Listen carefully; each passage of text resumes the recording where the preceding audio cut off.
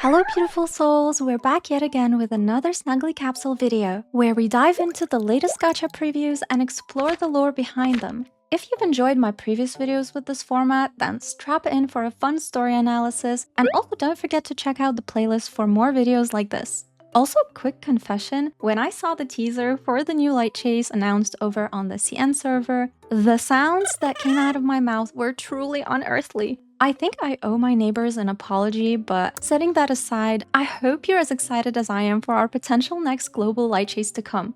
While there's no official word yet on its release on the global server, it looks like this mermaid-themed gacha could be making a splash very soon. So, if these aesthetics draw you in and awaken your inner mermaid-loving self, now might be the time to start saving for it. Let's dive in! We're going to start with pure reaction first because I do love immersing myself into the video and being transported into their world and lore. So I won't be commenting on it too much, but we will get straight into the analysis as soon as we do our first watch through. And I can hardly hold back my excitement, so let's just start this.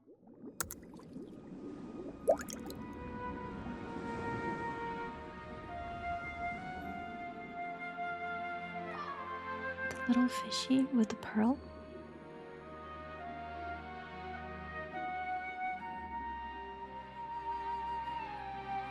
Pearls have a significance in Chinese mythology. We'll talk about it later. Wow.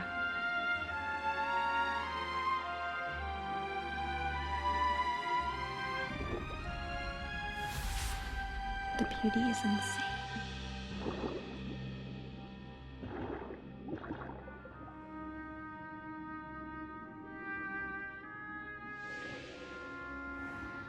They do so well with the animation and the emotions. It's insane. It's crazy.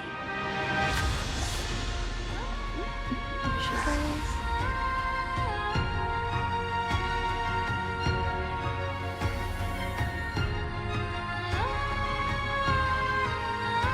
And the little clam seashell.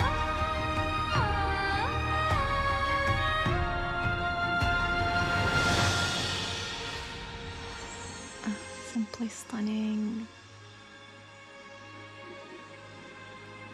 The details. My friends, you don't even know the treat we're in for here.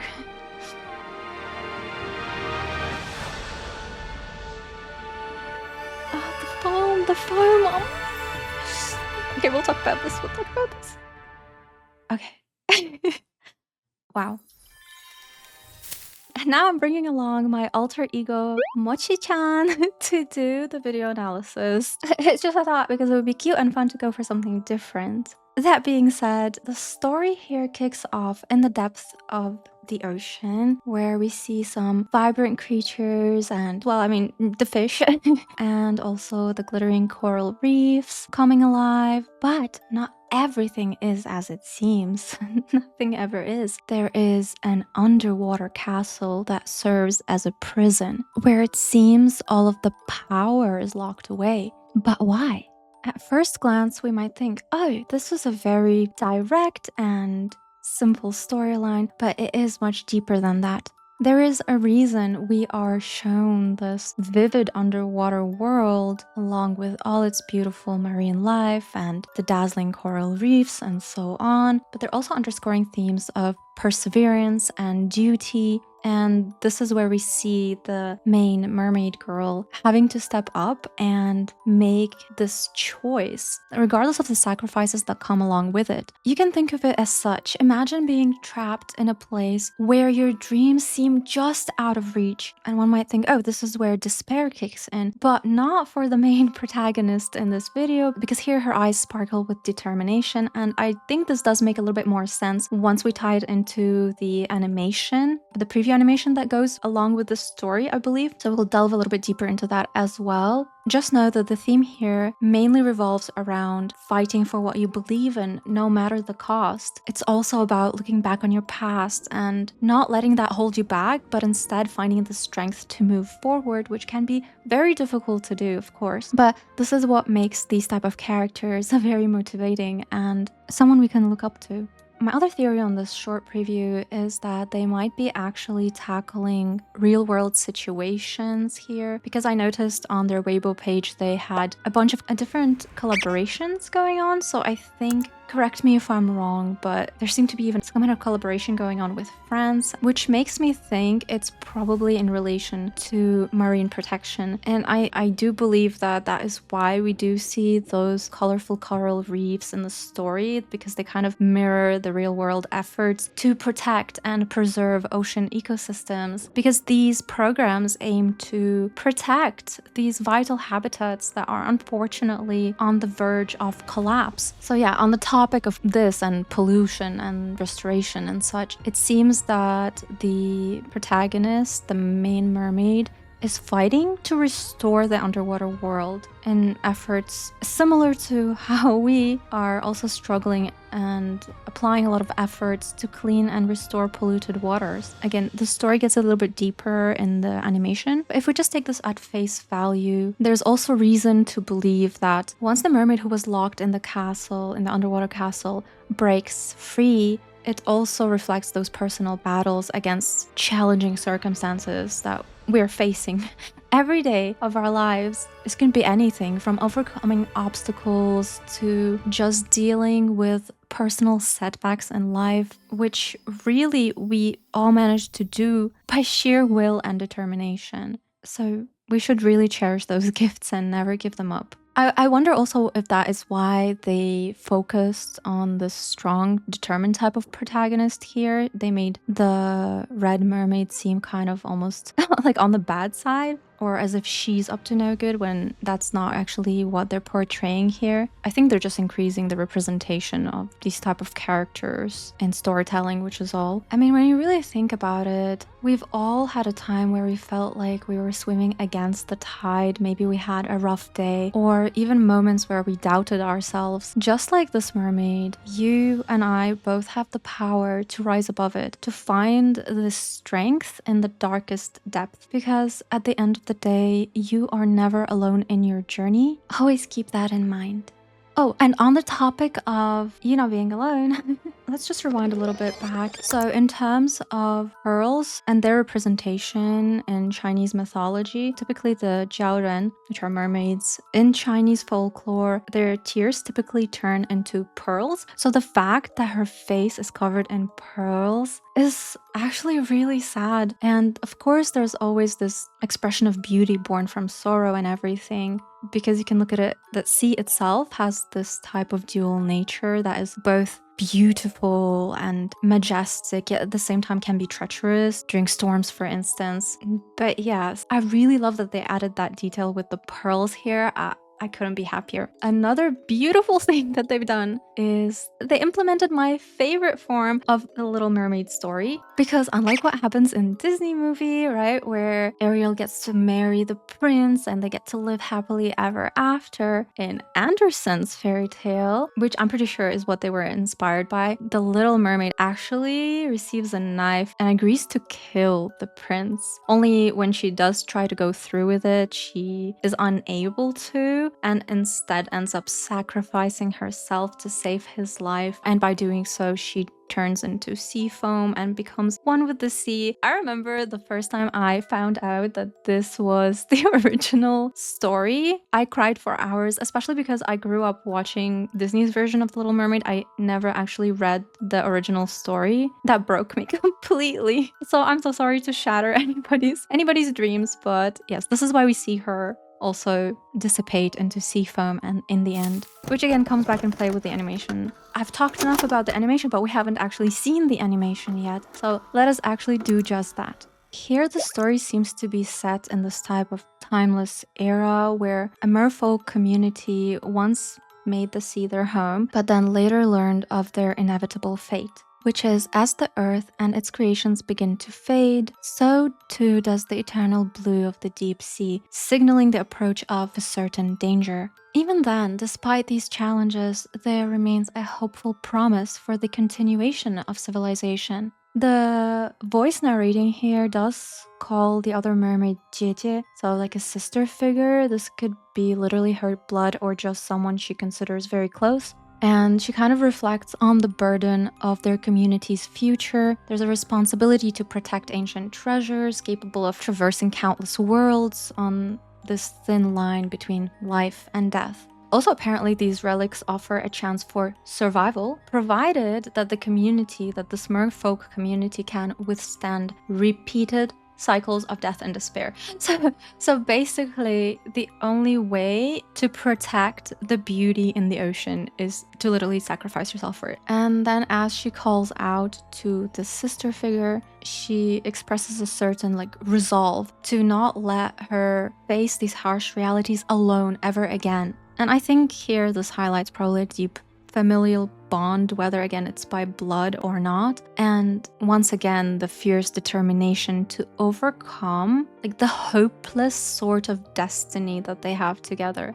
I can't believe how much they're able to pack into a very short animation, which just evokes so much emotion from anyone watching. I think that's the beauty of it. So yeah, such a short animation was able to touch on topics of fate, duty, enduring strength of family bonds amid the trials of life, and of course the inevitable cycle of time, because we'll never be able to grasp at that. It just kind of slips away from us. There's themes of captivity, desire for freedom, past bonds as well. I wonder if their goal was to also bring to light that some legends might fade away one day, just like stories carried away by the sea breeze. This might be a little bit of a stretch, but I do think since they do talk about the Smurffolk community, sometimes certain traditions tend to die out, and this could also be a social commentary on that.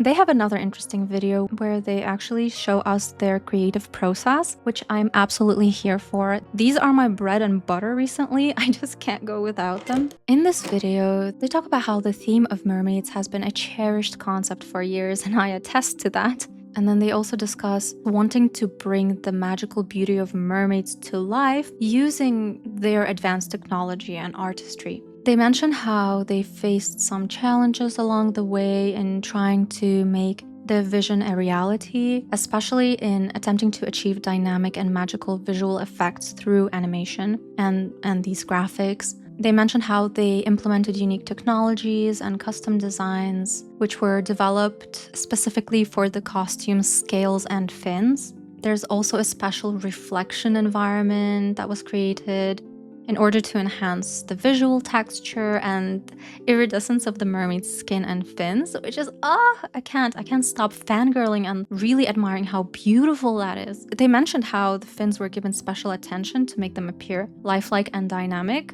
and it definitely shows. That was what my eye was drawn to the moment I saw the preview pop up. Another interesting tidbit here is that tens of thousands of pearls were manually placed to decorate the mermaid costume. Each pearl was optimized for rendering to ensure a smooth and round appearance with minimal use of polygons. So what does that mean exactly? So think of it like this. If you have a low polygon count on an object, like these little triangle things, so it will render faster. But if you have a higher polygon count, that means it will look smoother. So typically one would have to sacrifice the other to achieve whatever effect they're going for. But here they managed, through the use of the low polygon count, both have the object render fast and still make the pearl look extra smooth. I don't know how they did it, obviously, but by golly, they did it. So they do indeed give a shout out to Andersen's Little Mermaid, which is what inspired this whole thing. The fins are also adorned with crystal chains and coral-shaped metal decorations. Different gems and artifacts were crafted with layered details to create a parallax effect, enhancing the depth and richness of what we see on screen. You can think of the parallax effect as a visual trick, typically used to create a sense of depth in images or even animations. On a technical scale, what it does is basically it makes it seem like objects closer to you move faster than objects farther away when you change, for instance, your viewing angle or you move around. So the way they implemented it here is it was used to make jewels appear more layered and textured, and that in turn enhances how real and dynamic they look on screen, which they really do. do. They really do. I think we're done with the videos, but there is a lot more information that they have here on their Weibo page. And I do mean a ton. I couldn't even begin to go through all of it. Yeah, like this is the collaboration I was talking about. Okay, before we get into that, before I forget, if you have previously exchanged for the aquarium adventure background from the decom store, which comes with the Tide Melody Lightchase that recently just had a comeback, then you'll also be able to receive this scene for free. This is just basically her inside the water. Unfortunate for those of us who do not have that background, I guess we'll just keep our mermaid living in the castles and forests. I mean, she gets to stay in anything but water. It's okay. It's fine. I wonder if there'll be another background pack or something, but typically they release those like after the Lightchase, which makes no sense to me. I wish they would release the backgrounds that are relevant to the theme with the Lightchase and not after, but we'll see if they will listen to that feedback. What else do we have here? There's a ton, really. Like so much is going on. Yeah, this was the Paris thing I was talking about. The animation. Is there anything else? Oh yeah, they're still, by the way, the Vision Pro thing, they're still in the works of it. I'm not sure on the details. I need to watch the video. I skimmed through it, but I didn't actually like focus on what was going on. So I really need to go back to that at one point. These little girls are always so cute. Oh yes, and they're bringing bunnies into the game. So we have cats and dogs so far, but they're bringing the little bonbons. How exciting. I think they are the darnest most adorable thing ever. Some building updates. Oh, yes. They are also getting, not us, the CN server. I mean, us too in the future probably, but the CN server is also getting a free 6-star set. Wow. Look how beautiful. So this is inspired by the 1950s evening gowns. It kind of combines the vintage and modern together. I love the layered skirt. It resembles the blooming roses. That is so smart.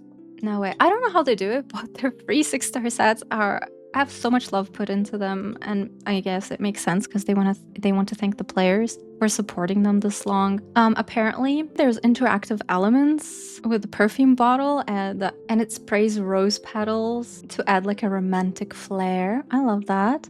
I mean, the headpiece also has the flower petal effect and decoration. This whole set just screams dreamlike and romantic, and I'm here for it. Can't wait until we get this one. These are the decom items. We have the green elegant dress. I'm gonna say it now. I have to get this dress. I'm just being honest. I cannot be without this dress, okay? Because I just love it. I can't explain why I love it. Sometimes you just love things, okay? It doesn't have to be that deep. We also get these cranes. I think they're adorable. I'm also living for this floaty. This is gonna be tough. I hope I can pull enough to get both the dress and the floaty, but I have my doubts. And you didn't think we were done yet, did you? We have this beautiful SSR ally. All I know is his traditional outfit is stunning. Look at this. Look at this image. I'm sorry, but it is everything, and I have to make it my wallpaper now. This is the 4-star set. Look at the cute plaid motif. Wait, do we get this little phone too? Yeah, oh my gosh. I hope so. That is amazing. Do we even have a cell phone in the game? We don't, right? That's something to rejoice about. And this is the 5-star set. It has this masquerade vibe to it, right? When I first saw this, I wasn't completely sold on it, but I do love the gemstones and the kind of gold leaf detailing, I would call it. Oh yeah, I didn't even notice the cape. Oh, actually, I love that cape. I think for me, the mask was throwing off the whole look, but the cape, it's like semi-translucent. Ooh, it's so pretty. I love the tights that she has on as well. Yeah, it is quite a beautiful one. She is both sophisticated, beautiful, and rich. Like she's got it all. Yeah, these are the close-ups of the mermaid if you would love to see. I don't think anything would do it justice really unless you see it with your own eyes, but for now we can make do with this. I can see that they probably drew from a betta fish design because her fins have this very realistic feel to them, just like a fish that would be swimming underwater. They did their homework. You can see that the material all around is light, airy, it moves with this dreamlike quality. It had me entranced when I first saw it. I am still entranced a day later and probably will continue to be entranced because it's just so beautiful. Like, you can see every single scale on it, how it sparkles and transitions from the darker hues to lighter ones to completely semi-transparent ones, which brings kind of forth the visual in your mind of the surface of the sea. Oh yeah, and the nice thing about it is that it switches forms. You can have both the mermaid form and regular human form. I think it's a nice touch, especially for those who love a good fairy tale in their wardrobe. I'm definitely a fan. The hairstyle moves just like gentle waves. Again, also I'm pretty sure designed to float and flow underwater in specific. And I also love how they paired it with the sparkling particle effect that also mimics sea foam. I think it adds another nice layer of depth. And then of course, the beautiful conch throne adorned with all the pearls and gems and this like fluorescent jellyfish-like material. I just think it brings attention to like how beautiful and magical the ocean truly is. So they've done a great job at encompassing all of that. I could talk about this mermaid for hours. I love the red. I'm sorry. The red is such a deep, rich color. I can't get over the fact that they were able to create something this beautiful, and it's enough to bring tears to my eyes. So basically a lot is going on here.